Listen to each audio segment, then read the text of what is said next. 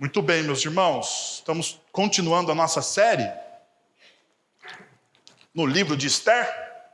Chegamos aí ao capítulo 6 e hoje pela manhã, nós teremos um capítulo inteiro. Então, vou tentar aqui não extrapolar do meu horário, porque afinal de contas, você não quer almoçar muito tarde, Então, quero dizer que eu vou tentar aqui ao máximo. Diferente dos outros domingos, que a gente tem estudado um capítulo nos dois cultos, Hoje nós vamos estudar de manhã o capítulo 6 e à noite nós vamos estudar o capítulo 7. Então, já fica o convite, se você quiser vir à noite aqui, teremos o culto com o coral, também teremos Santa Ceia, E já fazendo uma propaganda, teremos um bolo aí em comemoração ao aniversário da igreja, Então, se você veio pela manhã, você tomou o café com chá, o café, um pão de queijo, aí muito gostoso, os bolos, Mas à noite teremos um bolo de chocolate para a glória de Jesus e para engordar, um pouco a nossa cintura aí, tá bom? Então, fica à vontade se você quiser vir aqui acompanhar o nosso culto à noite. Vamos lá, abre aí a sua Bíblia em Esther, capítulo 6. Vocês sabem que aqui pela manhã nós não temos a projeção, estamos aqui no old school, aquela antiga escola de pregação, Se você gosta desse modelo, o culto da manhã a gente tem feito assim. Vamos lá, capítulo 6, verso de número 1. Naquela noite o rei não conseguiu dormir, por isso ordenou que trouxessem o livro das crônicas do seu reinado, e que lessem para ele. E foi lido o registro de que Mardoqueu tinha denunciado Bigtã e Teres, dois dos oficiais do rei que guardavam a entrada do palácio, que haviam conspirado para assassinar o rei Xerxes. O rei Xerxes, que honra e reconhecimento Mardoqueu recebeu por isso? Perguntou o rei. Seus oficiais responderam: nada lhe foi feito.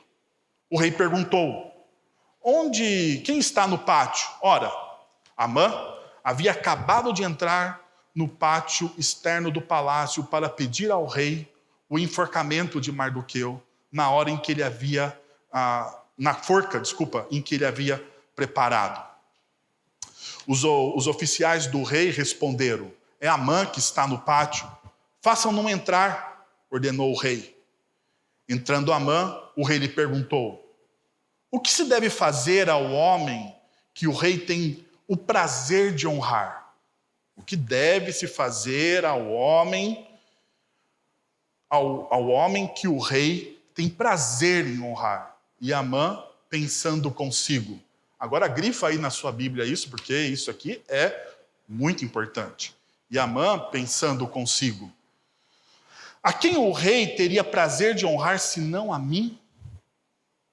Por isso, respondeu ao rei: ao homem ao que o rei tem prazer de honrar, ordena que tragam um manto do próprio rei e o cavalo que o rei montou, e que ele leve o brasão do rei na cabeça.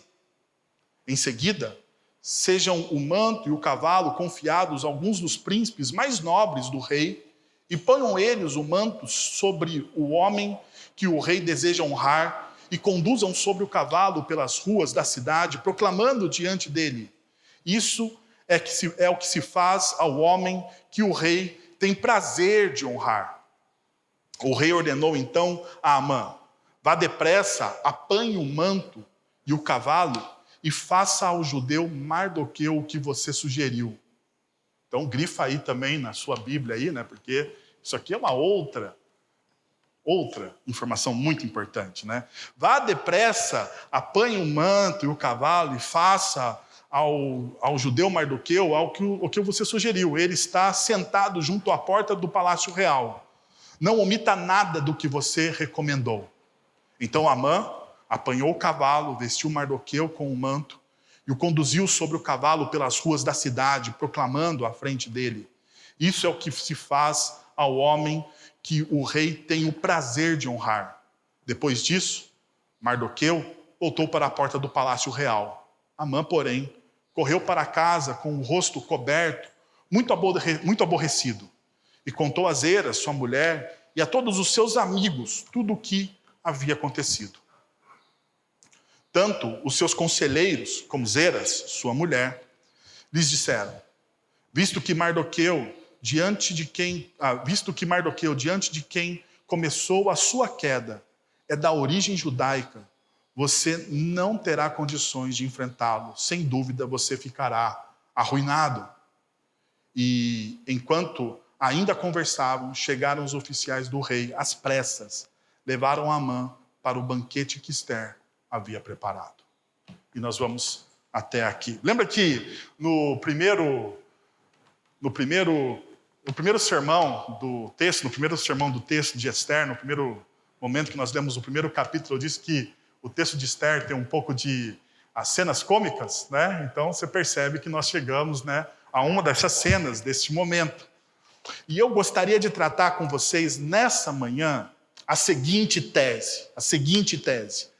Apesar da hostilidade da cultura secular que nos envolve, porque a cultura secular, como nós temos visto, domingo após domingo, ela é hostil à nossa fé. Ela desafia a nossa fé. Então, apesar dessa hostilidade da cultura secular, a invisível mão de Deus molda o curso da história para o bem daqueles que são chamados segundo o seu propósito. Então, apesar de toda a hostilidade que a cultura secular tem com a nossa fé, apesar dos desafios que essa cultura coloca sobre nós, você não precisa temer. Você não precisa temer. E por que você não precisa temer? Porque a mão invisível de Deus molda o curso da história para o bem daqueles que são chamados segundo o seu propósito. Perceba essa verdade em Romanos capítulo 8, verso 28. Né? Quando Paulo diz o seguinte: sabemos que todas as coisas cooperam para o bem. Daí, se você é um pouco mais astuto na leitura das Sagradas Escrituras, você vai perceber o seguinte, que existem pelo menos dois tipos de pessoas que Paulo está falando aqui, né? Que uma não é uma consequência da outra. Tanto que a revista atualizada, né, a Almeida, a revista atualizada, ela coloca desse jeito na tradução, que eu acho que é a tradução mais coerente. Sabemos que todas as coisas cooperam para o bem, primeiro, daqueles que amam a Deus. Então esse é o primeiro tipo de pessoa, aquelas pessoas que já conhecem, que já desfrutam do amor de Deus em Cristo Jesus, e elas reconhecem a bondade de Deus nas suas histórias. Mas perceba, ele fala, daqueles que amam a Deus, vírgula, e aqui então há uma parada, no grego há uma parada, né? É um tipo de pessoa, daqueles que amam a Deus. E depois, daqueles que são chamados segundo o seu propósito. Então existem aqui pelo menos dois tipos de pessoas, que eu sempre costumo dizer. São aqueles que amam e já conhecem o amor e o poder de Deus, e existem aqueles que são chamados segundo o seu propósito, que é o próprio caso do apóstolo Paulo. O apóstolo Paulo, né, ele conhece a Deus no caminho de Damasco, ele tem essa experiência, ele é chamado segundo o propósito de Deus. Segundo o propósito de Deus. Então assim acontece com todos, e nós percebemos essa realidade também no livro de Ester.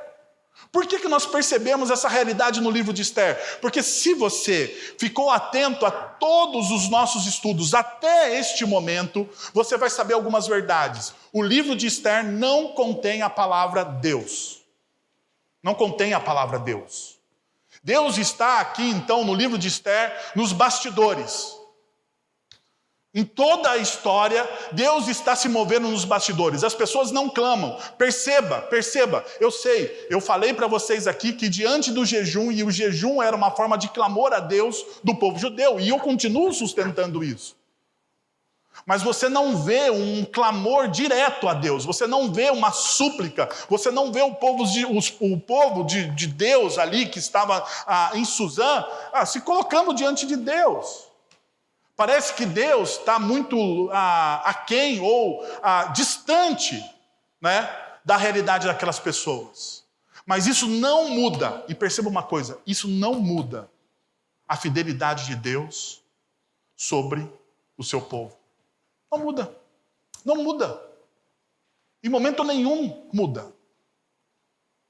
Então, quando eu falo para vocês, ou quando eu coloco a minha tese para vocês, que apesar dessa cultura hostil e secular, né, que muitas vezes tenta desafiar a nossa fé, a mão invisível de Deus molda o curso da história, porque Deus está cuidando de nós, porque nós somos chamados segundo o seu propósito.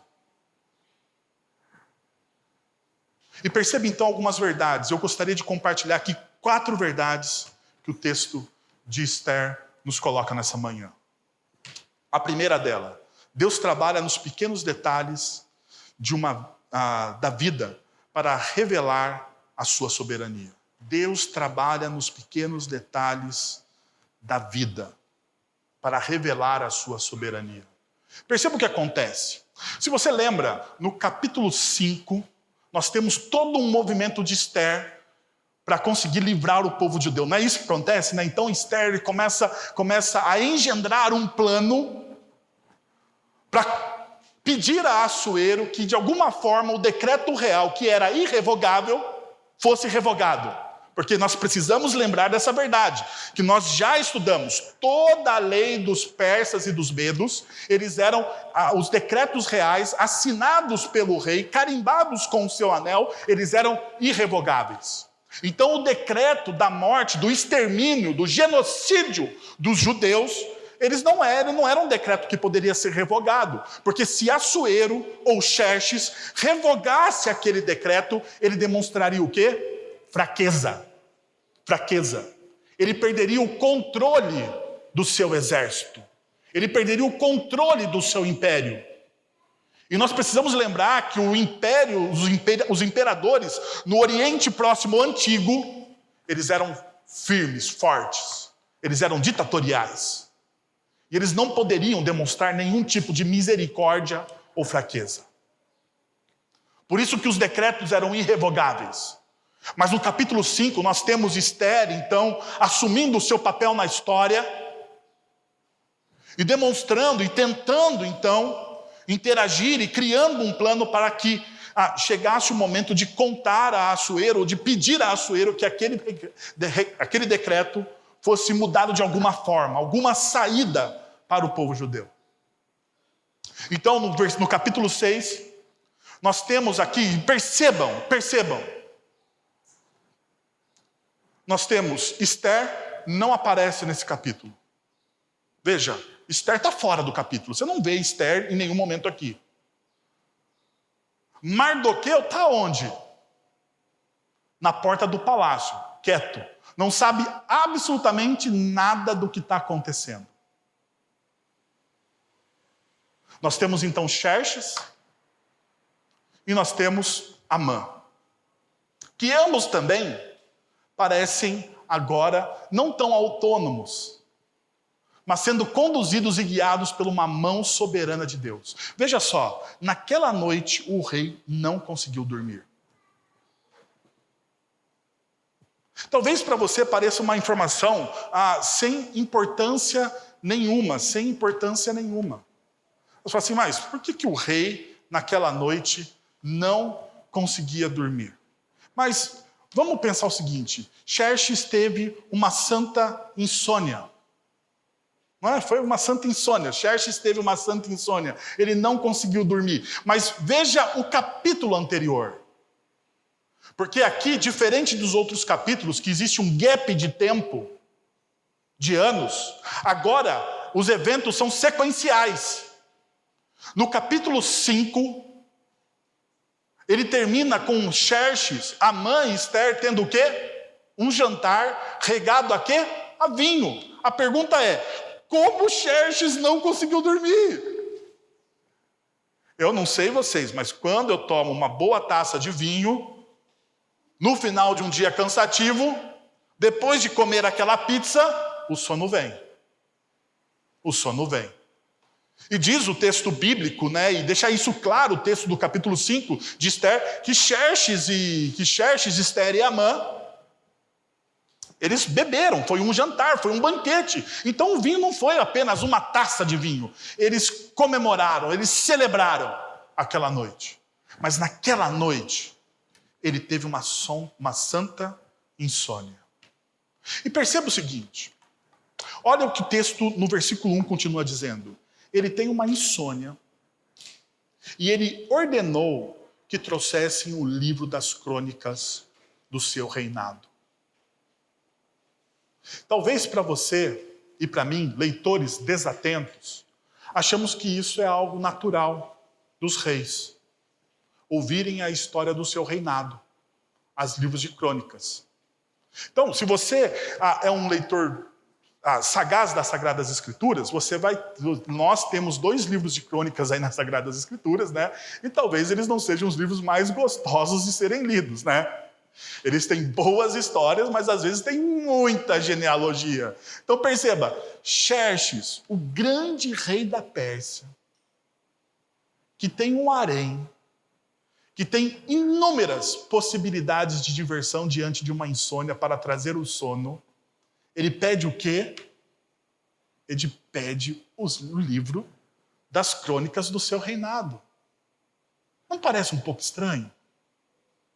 Depois de um banquete regado a vinho, ele tem insônia. Diante da insônia, ele tinha inúmeras possibilidades de divertimento, ele tinha inúmeras possibilidades para curar a sua insônia. Ele poderia beber mais vinho, ele poderia chamar as mulheres do seu harém, ele poderia chamar os músicos do seu reino. Ele teria inúmeras possibilidades, mas ele fala assim, não, eu vou ler o livro das crônicas do meu reinado. Agora perceba um outro movimento. O livro das crônicas de um rei ou de um reinado, ele não contém somente as histórias do rei Xerxes, mas ele contém as histórias dos reis que antecederam Xerxes, que são parte da sua genealogia. Por quê? Porque na antiguidade, os filhos eram a continuação da vida dos seus pais. Então fique claro isso para você. Então, quando o Xerxes pede esse livro, ele está pedindo um baita de um livro. Qual é a chance do cara que vai ler o livro de Xerxes, o livro para Xerxes, desculpa, abrir exatamente na história de Mardoqueu? Porque veja só o que diz o texto no verso 2. E foi lido o registro de que Mardoqueu tinha denunciado Bigtã e Teres, 2 dos oficiais do rei que guardavam a entrada do palácio e que haviam conspirado para assassinar o rei Xerxes. Qual é a possibilidade, meus irmãos, diante de um livro vasto, o cara botar o dedo assim e cair exatamente na história do Mardoqueu? E perceba, qual é a possibilidade de Xerxes, então, perguntar para os seus oficiais o quê? Que honra e reconhecimento Mardoqueu recebeu por isso? Qual que é a possibilidade? Ele ouve a história e ele tem uma preocupação do que aconteceu com Mardoqueu. Vocês estão percebendo que nos pequenos detalhes Deus está agindo? Deus age na insônia, Deus age nas escolhas de Xerxes, Deus age no cara que vai ler o livro para Xerxes e abre exatamente no texto de Mardoqueu. Deus, então, ele age também aonde? Na pergunta que Xerxes faz a respeito de Mardoqueu. O que aconteceu com esse cara? O que a gente fez para ele? A gente deu um carro zero, a gente deu uma casa nova, porque afinal de contas, esse cara salvou a minha vida. Esse cara salvou a minha vida, esse cara livrou o império de um golpe militar, de um golpe. É esse o texto aqui. Os oficiais do rei, insatisfeitos com o rei, queriam aplicar um golpe. E Mardoqueu, sabendo disso, avisa o rei através de Esther e livra o rei de um golpe. A pergunta é, o que esse cara recebeu? Agora perceba o seguinte, uma outra coisa. Que muitas vezes nós só temos o quadro completo quando as coisas acontecem. Capítulos atrás, capítulo 3, quando acontece a tentativa de golpe, Mardoqueu não recebe nada. E Mardoqueu então foi injustiçado, não foi? Ele não recebeu absolutamente nada por aquilo que ele fez. Olha só, ele foi um cara honesto, bom. Tudo bem, a gente sabe que Mardoqueu tinha interesses, mas ele fez o que era certo. Ele fez o que era certo. E ele não recebeu absolutamente nada. Absolutamente nada. Até no momento em que Deus não recompensa a bondade de Mardoqueu, tem a ver com a provisão divina. Você parou para pensar? Olha só, coloca isso na sua vida. Deus age nos detalhes da sua vida. Deus age nos detalhes da sua vida. Deus está trabalhando nos detalhes da sua vida. Na sua vida, diferente, olha só, porque a nossa cultura secular vai dizer o quê?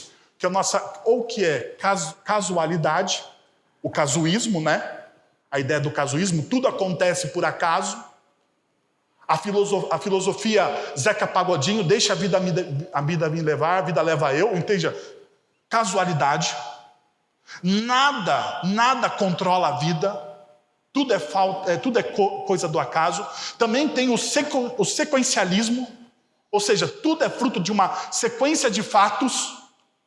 Né? Então, se eu sou bom, eu colho bondade. Se eu sou mau, eu colho maldade. Sequencialismo.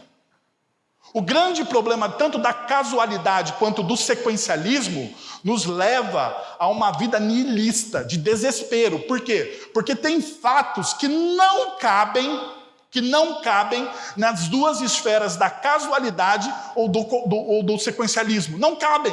E um dos fatos que não cabem nisso é exatamente o fato que nós estamos lendo. Ou talvez coisas que aconteçam na sua vida. Coisas que aconteçam na sua vida. Porque perceba, Mardoqueu, Esther, Amã, que são as pessoas que interagem com Xerxes, eles não têm poder nenhum sobre os fatos que estão acontecendo. Eles até tentam ter poder e influência sobre o rei, mas neste momento da história, quem está agindo nos bastidores da história é Deus. É Deus. Então perceba uma coisa, muitas vezes a cultura secular diz o quê? Diz que você tem o controle da sua vida e das coisas que você apregoa na sua história. Mas isso não é uma verdade, gente. Nós não temos o absoluto controle de nada. De nada. E então, está agindo de maneira misteriosa na vida de uma pessoa que agora perceba uma outra coisa, Deus está agindo de maneira misteriosa na vida de quem? De um homem temente a Deus. Xerxes é um homem temente a Deus. Xerxes, ele ama a Deus, ele levantou um templo de adoração a Deus. Você vê Xerxes orar em algum momento? Xerxes é um ditador. Xerxes é um tirano, um assassino, um homem que se preocupa consigo mesmo, um homem que usa as pessoas, mas perceba, Deus, que é o Senhor soberano de toda a história, age em toda e qualquer vida. Mas talvez isso seja difícil demais para nós, religiosos, que achamos que Deus, olha só a mentira que a religião coloca nas nossas vidas, e isso é fruto de uma cultura secular. Porque a cultura secular pode ser fantasiada de piedade. Sabia disso? Que a cultura secular muitas vezes fantasia as mentiras de piedade? Deus só usa homens santos. Quem disse? Quem disse? Me mostra na Bíblia que Deus só usa homens santos. E nós estamos vendo que Deus agindo aonde? Aonde? Nos bastidores da vida, com uma pessoa que nem o conhece, mas Deus está ali trabalhando em favor do seu povo. Da mesma forma, meus irmãos, é com você também. Deus trabalha dessa forma. Deus trabalha nos pequenos detalhes da vida para revelar a soberania dele para você. É dessa forma que Deus trabalha. Deus, ele não aceita os rótulos, as caixas que muitas vezes nós colocamos. Deus é maior do que os nossos rótulos. Deus é maior que os nossos achismos. Deus é maior que os nossos conceitos.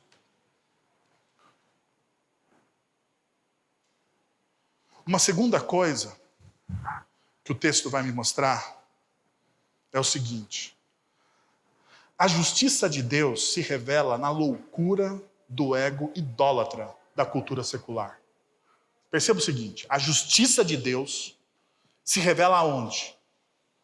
Como que Deus revela a sua justiça? Mandando um anjo pegar Amã com uma espada?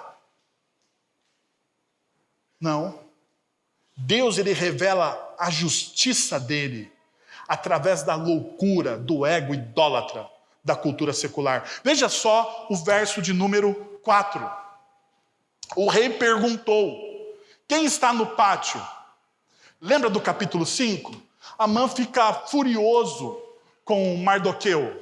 Então ele recebe um conselho da esposa e dos amigos no churrasco. Olha, amanhã bem cedo, sabe o que você faz, Amã? Amanhã bem cedo você acorda de madrugada, seja o primeiro a chegar no pátio do rei e fica lá. Quando o rei precisar de um conselho, ele vai te chamar. Daí você pede para o rei o quê? A cabeça do Mardoqueu. Porque precisamos lembrar um outro fato: que você só poderia entrar na presença do rei se ele fizesse o quê? O chamasse. Esther, no capítulo 5, ela arrisca a vida dela fazendo o quê? Entrando na presença do rei sem ser chamada. Mas Amã não faz isso. Amã, ele vai para o pátio e espera. Tanto que o rei pergunta: quem está no pátio? Dos meus conselheiros, quem está no pátio? Ora, Amã havia acabado de entrar no pátio externo do palácio para pedir ao rei o enforcamento de Mardoqueu na forca em que ele havia preparado. Versículo 5. Os oficiais do rei se responderam: é Amã que está no pátio. É Amã que está no pátio. Façam-no entrar. Ordenou o rei.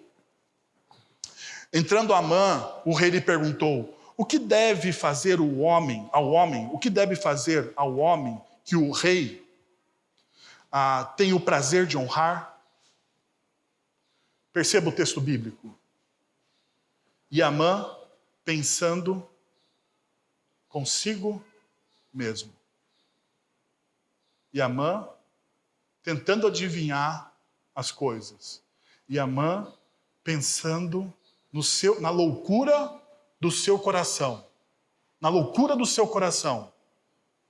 A quem o rei teria prazer de honrar, senão a mim? Perceba essas coisas. A idolatria de Amã pelo seu ego era tão grande, que ele reduz o mundo ao seu próprio umbigo. Olha só, em qual momento o rei fala assim: Amã, você é a pessoa em que eu desejo honrar? Em nenhum momento. O rei faz uma pergunta diante de um conselheiro dele, fala assim: o que você faz ao homem que você tem o prazer? O que o rei deveria fazer a alguém que ajudou o rei numa situação difícil e essa pessoa precisa ser honrada? Qual que era o prêmio que você dá para ele, Amã? E daí Amã pensou o quê? Esse cara sou eu. Agora perceba a incoerência de Amã.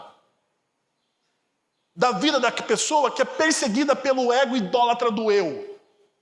Que é um tolo. Ele reduziu a 127 províncias do império os 127 governadores do império a ele. Ele é a pessoa mais importante na vida do rei.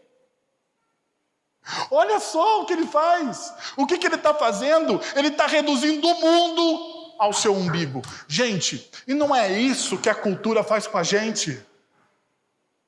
Essa cultura do eu, de que você é importante, de que você é a última bolachinha do pacote, de que os seus sonhos estão acima dos sonhos dos outros, de que você pode pisar em qualquer pessoa, de que você não precisa ter ética nenhuma. Perceba.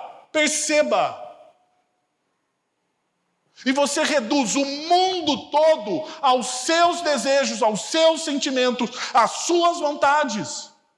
E Amã fez isso. Amã fez isso. Ele é tão tolo, que ele não percebeu que ele estava criando uma armadilha para ele mesmo. O fato dele pensar, eu sou o escolhido. A pergunta é, e se não fosse ele? E se não fosse ele? Ele nunca pensou na possibilidade de não ser ele. Ele nunca pensou. Agora veja só, você fala assim, mas como isso mostra para mim, Wellington, que Deus ele revela a sua justiça na nossa loucura? Pega Romanos capítulo 1, abre no verso 18, diz o seguinte, portanto a ira de Deus se revela dos céus contra toda a impiedade e injustiça dos homens que suprimiram a verdade pela injustiça. Então perceba, portanto a ira de Deus se revela. Verso 18. E você lê o verso 18 juntamente com o verso 24, 26 e 28. Como que a ira de Deus se revela nos céus? Verso 24. Por isso Deus entregou toda a humanidade à impureza sexual. Por isso Deus disse, por causa disso, Deus entregou, verso 26. Por causa disso, Deus os entregou as paixões vergonhosas. E perceba ao terceiro versículo que Deus diz, Deus entregou, olha só. E por haverem desprezado o conhecimento de Deus, o próprio Deus os entregou a uma disposição mental reprovável. Perceberam? Deus revela a ira dele, a justiça dele. A palavra ira aqui, melhor traduzida por justiça. Deus revela a justiça dele. Como? Entregando o homem aos seus próprios desejos. Entregando o homem aos seus próprios desejos. Entregando o homem à sua disposição mental. Sabe qual que é a ideia de entregar aqui? Abandonar. Abandonar o homem aos seus próprios desejos. Como que Deus executa a sua justiça? Entregando você àquilo que você mais deseja. Uau! Por quê? Porque muitas vezes aquilo que eu desejo pode me destruir. Foi o que aconteceu com Amã. Ele desejava honra, reconhecimento, o ego inflado. O que acontece com ele? Aquilo que ele mais desejava, o destruiu. Porque perceba, veja lá o texto bíblico que nós estamos lendo, versículo 7 de Esther. Por isso respondeu ao rei, ao homem que o rei tem prazer de honrar, ordena que tragam um manto do próprio rei e o cavalo que o rei montou. E que ele leve o brasão do rei na cabeça. Em seguida, sejam o manto e o cavalo confiados a algum dos príncipes mais nobres do rei. E ponham eles o manto sobre o homem que o rei deseja honrar e o conduzam sobre o cavalo pelas ruas da cidade, proclamando diante dele: isso é o que se faz ao homem que o rei tem o prazer de honrar.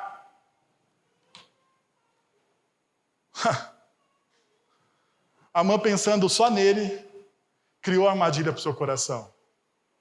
Porque perceba uma coisa, Amã tinha tudo. Ele era o segundo homem no reinado de Xerxes. Amã era o vizir. aquilo que nós chamamos popularmente da mão do rei, ou seja, o primeiro-ministro da Pérsia. O anel do selo real ficava com Amã. As ordens de Amã eram as ordens do rei. O que Amã precisava mais? Uma coroação. Porque é o que o texto está dizendo aqui. Amã queria ser coroado. Porque perceba, todos os movimentos do verso 7, 8, 9 são movimentos de uma coroação. O manto, a coroa, o selo, o cavalo, o desfile. Amã queria ser o próprio rei. Amã queria todo o reconhecimento para ele, e essa é a destruição dele. Veja,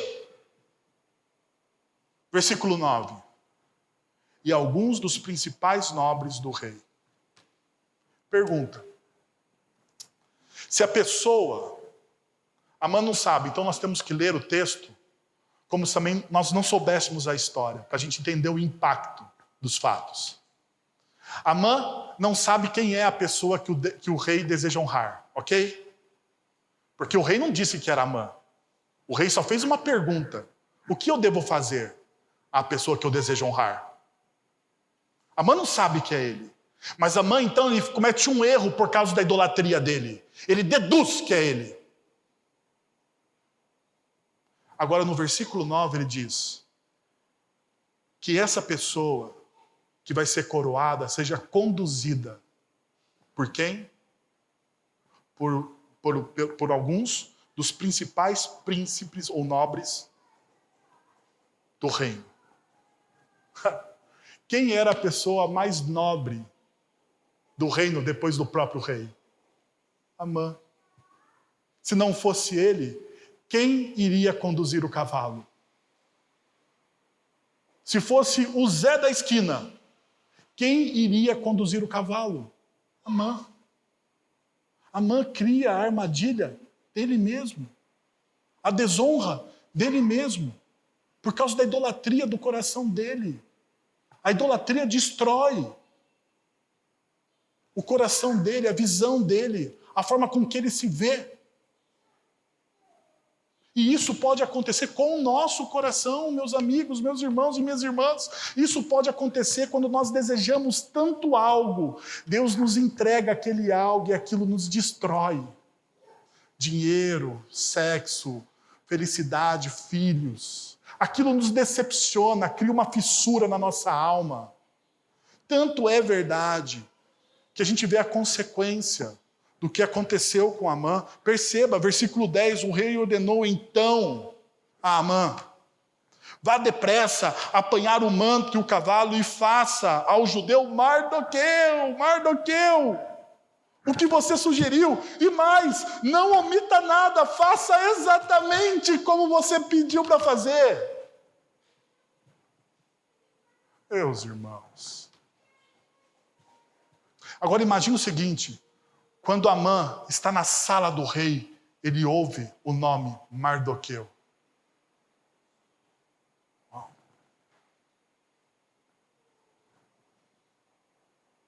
Sabe aquele frio na espinha?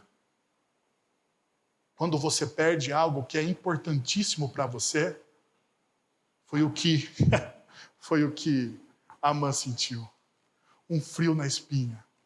Era Mardoqueu. Então perceba o verso 12. Porque o que acontece? A Mardoqueu, ele veste o manto e tem toda a procissão e diante de tudo isso, Amã vai à frente dele dizendo: olha, isso é o que se faz ao homem que o rei tem o prazer de honrar. Ele sai falando. E ele precisa gritar, porque as pessoas precisavam ouvir. Veja só o verso 12. Amã correu para casa com o rosto coberto, muito aborrecido. Amã correu para casa com o rosto coberto. Amã correu para casa humilhado. Pergunta: por que Amã corre para casa humilhado?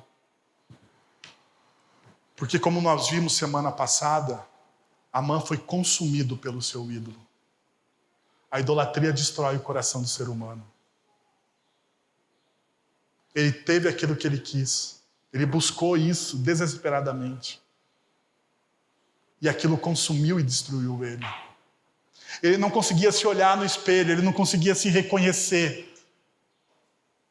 Ele cobre o seu rosto de vergonha, porque ele era o homem mais poderoso do Império Persa, depois de Xerxes, e foi humilhado publicamente, por causa do quê? Por causa da sua cobiça. Agora, espera aí. Quantas vezes nós também não somos assim? Quantas vezes você é como Amã? Porque é muito fácil a gente olhar para a mãe, condená-lo e dizê-lo idólatra. Teve o que mereceu, Amã. Mas a pergunta, o texto está nos ensinando o seguinte: o quanto você é parecido com Amã? O quanto você desejam coisas de maneira tão desesperada que você faz tudo para obter aquilo que você deseja. Você se torna cego. Você vende os princípios, os valores, porque você deseja aquilo. Você mente porque você deseja aquilo. Você passa por cima das pessoas porque você deseja aquilo. O quanto isso é verdade na sua vida, o quanto isso muitas vezes envolve o seu coração. O seu coração, porque você está tomado por um desejo, e ao invés de você ser livre, você é escravo do seu próprio desejo, você é escravo daquilo que você mais almeja. Você serve a um ídolo e você não é livre, porque Deus te entregou aquilo que você mais deseja. Terceiro, Deus muitas vezes reorienta o nosso coração, o nosso caráter, no silêncio da espera. Eu gostaria de fazer uma pergunta para você aqui, meu irmão e minha irmã: o quanto você gosta de esperar? Quanto você gosta de esperar? Você, seja honesto agora no seu coração e fale assim: Wellington, nossa, eu amo esperar. Eu amo esperar as respostas de Deus. Quanto você gosta de esperar? E aqui é um outro problema. Não é esperar sabendo que Deus vai te responder. É esperar no silêncio. Perceba, Deus muitas vezes reorienta o nosso caráter no silêncio da espera. Perceba o que acontece no verso 12. Depois disso, Mardoqueu voltou para a porta do palácio real.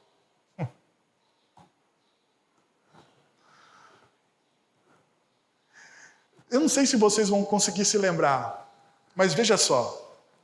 Mardoqueu é aquele cara que coloca a sua sobrinha Esther, a menina que ele era responsável, que foi confiada a ele entrega essa menina para se tornar concubina do rei, em um concurso de beleza para se tornar rainha. Não sei se vocês lembram disso, porque a nossa história começa com isso. Com Mardoqueu entregando a sua sobrinha para se tornar uma concubina. Se ela não se tornasse a rainha do rei, ela seria o quê? Uma prostituta real. Esse é o caráter de Mardoqueu. Mardoqueu é aquele que encontra, que fica esperto diante de todas as conversas, e ele ouve a conspiração, ele faz algo certo, mas o sentimento que está por detrás de fazer o algo certo é o quê? Eu preciso ser reconhecido, eu preciso crescer na vida, eu quero ser a pessoa mais importante do império. Pergunta, num primeiro momento ele é reconhecido? Ele salva a vida do rei, ele é reconhecido? Ele coloca Esther como rainha, e isso impede do mal acontecer na vida dele? Perceba que Mardoqueu está fazendo toda a força possível para conseguir aquilo que ele quer. E a única coisa que Mardoqueu consegue até o capítulo 6 de Esther, até este momento, o que ele consegue? Nada. Nada. Ele é reconhecido. E finalmente, no capítulo 6 de Esther, ele é reconhecido. Ele passa por todo o reino, sendo honrado e glorificado e sendo amado pelas pessoas, porque afinal de contas, aquele homem salvou o nosso rei. O que acontece depois de tudo isso? Diz o texto bíblico. Depois de tudo isso, Mardoqueu voltou para a porta do palácio real. Em outras palavras, ele voltou para a sarjeta. Sabe por quê? Porque o nosso coração, ele é moldado na espera. Quando Deus não responde aquilo que a gente mais deseja. Deixa eu te falar uma coisa. Porque isso aqui tem a ver com oração, espiritualidade e constância. Quando Deus não responde aquilo que você mais deseja de imediato, é porque Deus está moldando o seu coração. Deus está moldando o seu coração. Deus está vendo de fato, provando de fato, o que está no seu coração. Porque muitas vezes, meus irmãos, nós nos enganamos. Nós achamos que buscamos a Deus porque nós o amamos, mas nós buscamos a Deus pelas coisas que Deus pode nos dar. E quando então Deus molda o nosso coração na espera, o que Ele está mostrando? Quem de fato você ama? Aquilo que eu posso te dar ou a mim? Tanto é verdade essa realidade, que tanto o salmo, e nós sabemos que todo bom judeu sabe alguns salmos de cor. Talvez o que estava no coração de Mardoqueu nesse momento era o Salmo 37, o verso 34, que diz o seguinte: espera no Senhor e siga a sua vontade. Espera no Senhor e siga a sua vontade. Pare de lutar contra, pare de fazer aquilo que você acha que você quer fazer, aquilo que os livros dizem para você fazer, aquilo que os gurus da sabedoria dizem para você fazer. Pare de fazer isso e siga a vontade de Deus. Siga a vontade de Deus. E perceba, Deus o exaltará. Ele o exaltará. Pare de lutar, deixa Deus agir na sua vida e Ele te exaltará, dando-lhe a terra por herança. Ou o Salmo 30, verso 20, a nossa esperança, aquilo que eu espero, não está nas coisas que Deus pode me dar, mas aquilo que eu espero está no Senhor. Ele é o meu auxílio e Ele é a minha proteção. A minha proteção não está naquilo que eu tenho. A minha proteção e o meu auxílio não são os meus bens e as minhas virtudes. Não. A minha proteção, a minha esperança está no Senhor. Ele é o meu auxílio. Então, se Deus ainda não te respondeu, meu querido irmão, irmã, é porque Ele está moldando o seu coração no silêncio. Provando aquilo que está no seu coração, porque o salmista diz que Deus, Ele sonda, e perceba, Ele conhece o que está no seu coração, e Ele prova o seu coração, porque Deus quer moldar você à imagem de Cristo Jesus. Por último, reconhecemos a graça de Deus na fidelidade da sua promessa. Porque depois de tudo isso, depois de tudo que aconteceu com Amã, ele vai de novo falar com os seus amigos e a sua esposa. Ele convida a galera, não mais para um churrasco, porque não é motivo para isso, mas talvez para uma pizza. Uma coisa mais intimista. Sem tanta festa, porque o negócio não está bom. Vamos fazer um negócio mais intimista. Então perceba só, contou a Zera e sua mulher e a todos os seus amigos tudo o que lhe havia acontecido. Agora perceba, tanto os seus conselheiros como Zeres, sua mulher, lhe disseram: visto que Mardoqueu, diante de quem começou a sua queda, é de origem judaica, você não terá condição de enfrentá-lo. Sem dúvida, você ficará arruinado. Rapaz, quanta sabedoria aqui, né? É uma sabedoria teológica que a gente muitas vezes não quer ouvir, mas perceba de onde vem a sabedoria, vem da boca do ímpio, né? Perceba. Cara, olha só o que Zeres e os amigos estão dizendo assim, olha, Mardoqueu, eu acho que você está lutando contra uma coisa que você não consegue controlar. E passa muitas vezes desapercebido de nós o centro do texto deste versículo. Então deixa eu te falar qual que é o centro desse texto que nós lemos. É de origem judaica. Que a tradução melhor do hebraico seria é da semente dos judeus. Da semente dos judeus. Amã esqueceu de quem protege a semente dos judeus. Amã esqueceu. Mas vamos lembrar, Amã era quem? Descendente de quem? De Agag, o rei amalequita. Aquele que tentou dominar o povo judeu na saída do Egito e foi rechaçado por Deus. Mas ele esqueceu dessa verdade. Sabe por que Amã esqueceu dessa verdade? Porque o poder cega. E Amã foi cego, ficou cego para a verdade. A idolatria cega. E Amã ficou cego para a verdade. E ele esqueceu disso. Mardoqueu, apesar de tudo, de todos os seus pecados, de todas as suas falhas, de tudo isso que nós estamos cansados neste momento da história de saber. Ele é semente dos judeus. E o que isso significa? Gênesis capítulo 12, verso 3. Abençoarei os que te abençoarem, e amaldiçoarei os que te amaldiçoarem, e por meio de você todos os povos da terra serão abençoados. Para quem que era essa promessa? Para Mardoqueu.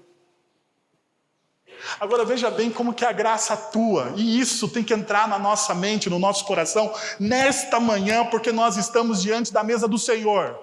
Nós estamos diante da mesa do Senhor, e essa verdade aqui, ela também vem ao nosso coração. Porque em Cristo Jesus nós somos o novo Israel do Senhor. Em Cristo Jesus nós herdamos essa promessa. Porque a cruz de Cristo Jesus nos ensina essa verdade. Que todas essas promessas contidas no Antigo Testamento são herança nossa também, porque nós fazemos parte desse povo peculiar e escolhido por Deus. Todos que te abençoarem, eu vou abençoar. E todos que te amaldiçoarem, eu vou amaldiçoar. Por quê? Porque todos os povos da terra, eles serão abençoados por vocês. Você quer saber o tamanho do que Cristo Jesus fez na cruz por você? O quanto isso impacta a sua vida no hoje, no aqui e agora? É isso. É isso. Amã, ele esqueceu completamente disso. Ele esqueceu que Deus mantém a fidelidade apesar do pecado do povo, que Deus cuida e preserva o povo dele apesar das suas infidelidades, que a graça é maior do que os pecados, que a graça é maior, ela escandaliza as pessoas. Por que a graça escandaliza as pessoas? Porque ela nos ensina o quanto Deus nos ama, a ponto do quê? De nós sermos agentes da bênção de Deus na vida das pessoas. E quando nós somos perseguidos, o que acontece? O que acontece? Os nossos perseguidores não são julgados por nós, mas pelo Deus vivo, Porque é Ele que cria a justiça. Você não precisa se preocupar. Agora, por que isso é tão real? Tiago capítulo 4, verso 5 diz o seguinte: ou vocês acham que é sem razão que a Escritura diz que o Espírito que Ele fez habitar em nós tem o quê? Fortes ciúmes. Mas a melhor tradução seria: ou vocês acham que é sem razão que a Escritura diz que o Espírito que Ele fez habitar em nós nos ama zelosamente? Como que Deus ama você? Deus ama você de maneira extravagante e zelosamente, a ponto de entregar o Filho dele por você, de você ter os seus pecados perdoados, porque Deus está amando você de maneira zelosa, a ponto dele não levar em conta os seus pecados, e continuar fiel a você e demonstrando amor e graça a você, apesar de quem você é, porque Ele te ama zelosamente. E eu gostaria então de convidar você a participar dessa ceia, deste Deus que ama você de maneira zelosa, poderosa, graciosa, misericordiosamente. Ama você com brados de ciúmes, porque Ele morreu na cruz por você, para moldar o seu coração. Que tal neste momento você abaixar sua cabeça, fechar os seus olhos e ter uma experiência com esse amor gracioso de Deus, que apesar das suas falhas e pecados, Ele se mostra zeloso por você.